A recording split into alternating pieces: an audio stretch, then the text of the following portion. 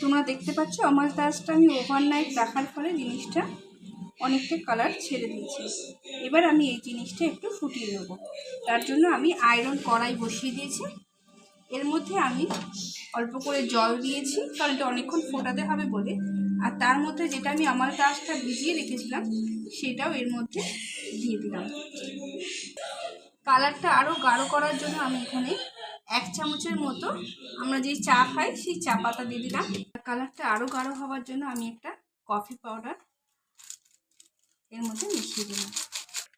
আর এখানে 1 চামচের মতো শিকাকাই পাউডার, যাদের কাছে ওই যে মানে যেটা ইয়েতে পাওয়া যায় দশকর্মার দোকানে র বেসে, সেটাও কিন্তু তোমরা মেশাতে পারো। আর আমি এখানে 1 চামচের মতো আমলা পাউডার মিশিয়ে নিলাম।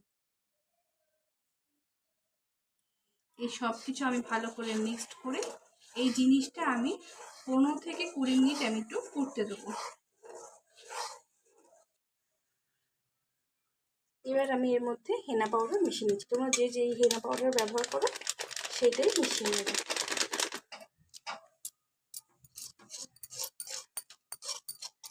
তারপর তোমরা এই জিনিসটা স্কার্ফ থেকে লেন্থ অবধি ভালো করে জিনিসটা অ্যাপ্লাই করে নেবে। তারপর 2 থেকে 3 ঘন্টা রেখে তারপর তোমরা নর্মাল শ্যাম্পু ওয়াশ করে নেবে, আর শ্যাম্পু করবে পরের দিন।